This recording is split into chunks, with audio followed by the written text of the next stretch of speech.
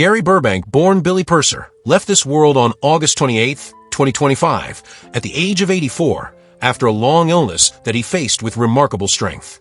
His passing was not just the departure of a beloved radio personality, but the loss of a cultural icon whose voice, wit, and characters had shaped the daily lives of millions for decades. Tributes poured in from every corner of the country. Fans shared memories of listening to him during their morning commutes. Politicians acknowledged the way he used satire to hold people in power accountable, and fellow broadcasters hailed him as a giant of radio entertainment. His death created a wave of nostalgia as people revisited old clips of his shows, laughing again through tears, grateful for the laughter he had given. At the time of his passing, he left behind not just a $7 million legacy of financial success, but a family who stood at the center of his world. His wife, Carol, his children Tracy and Sean, and several grandchildren who adored their grandfather's warmth and humor. While they mourned, they also carried his legacy forward, keeping alive the values of laughter, resilience, and creativity that defined him. Billy Purser was born on July 29, 1941, in Memphis, Tennessee, into a world that seemed already destined to hear his voice. From a young age, he was curious, adventurous, and blessed with a natural talent for storytelling. Memphis in the 1940s and 1950s was a city rich with cultural change and brimming with music, which perhaps helped shape his sense of rhythm and timing, elements that would later be crucial in comedy. His earliest days in radio were humble experiments, trying out different names and styles as though he was sculpting the voice that the world would eventually come to know. At KLPL in Lake Providence, Louisiana, he worked under the name Bill Williams, only to reinvent himself later as Johnny Apollo at KUZN in West Monroe. Each name change marked another step in his journey of discovery. By the mid-1960s, he returned to Memphis, where his career gained momentum. At WMPS, his distinctive humor began to shine, drawing in listeners who recognized his ability to entertain while staying authentic.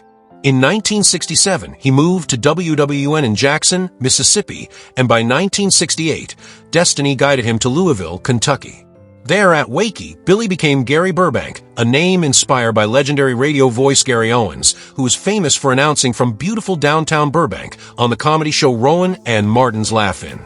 The transformation was more than just a name change. It was the crystallization of his identity.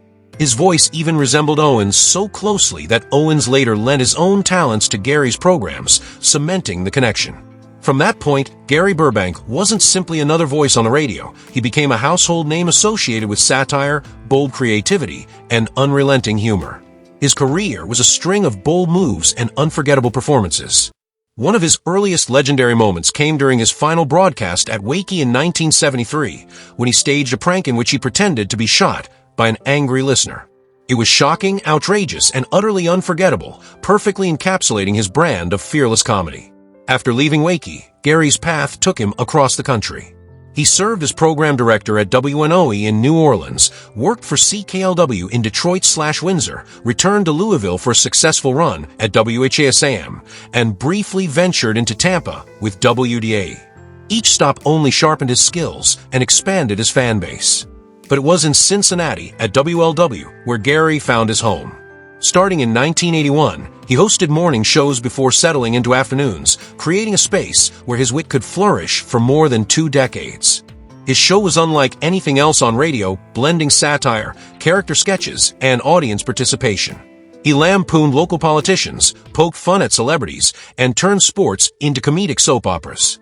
The Reds and the Restless, and the Hunt for Reds October transformed baseball frustrations into comedy gold, while All My Bengals hilariously reflected the city's football disappointments. Gary was not afraid to tap into national trends either. In 1980, he released the novelty song Who Shot JR, riding on the massive popularity of the television show Dallas and its infamous cliffhanger. The song landed in the top 100, proving his genius for capturing cultural moments and turning them into laughter. Among his greatest creations was Sports or Consequences, a trivia game that flipped the usual dynamics of radio. Callers quizzed the hosts rather than the other way around, and the real fun was in the wrong answers, explosive sound effects, and joyful chants of "We don't mess around," HEY. It was silly and unique, a perfect reflection of his style. But perhaps his most famous creation was Earl Pitts, the fictional redneck philosopher, whose daily commentaries were syndicated nationwide. Earl Pitts became a cultural phenomenon, syndicated to more than 200 stations and beloved by millions. Even after Gary retired from daily radio, Earl Pitts lived on until 2021, giving fans a little more joy before Gary finally closed that chapter. His impact extended far beyond the radio booth. He received the prestigious Marconi Awards in 1990 and 1991, an extraordinary achievement that recognized him as Large Market Personality of the Year 2 years in a row. In 2012, he was honored with induction into the National Radio Hall of Fame, securing his place among the legends of broadcasting. Gary also explored business, opening Burbank's Real Barbecue and Ribs in Sharonville, Ohio. The restaurant became a favorite gathering place, bringing his name into community life in yet another way.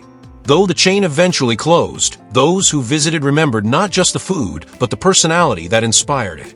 In 2007, Gary announced his retirement and signed off with his final WLW broadcast on December 21st. Though he stepped away from daily shows, he remained a part of radio culture through best of segments and the continuation of Earl Pitts' voice. His book, Voices in My Head, published in 2009, gave fans an intimate look into his career and the creativity behind the characters. The last years of his life were quieter, but still meaningful.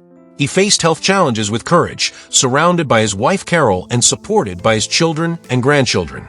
Fans who followed his later years admired not only his legacy, but also his humility and warmth off the air. When he passed in 2025, the grief was deep, but the tributes were overwhelming. His family, while heartbroken, expressed gratitude for the outpouring of love.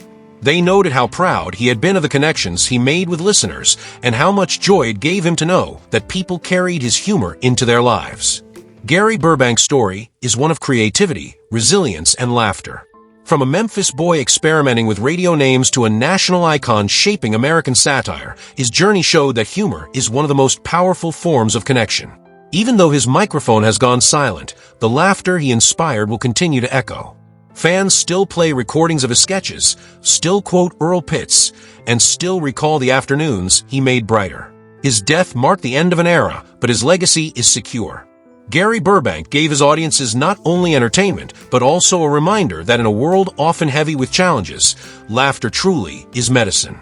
His life was a love letter to radio, comedy, and connection, and though he has signed off for the last time, the warmth of his spirit remains on the airwaves of memory.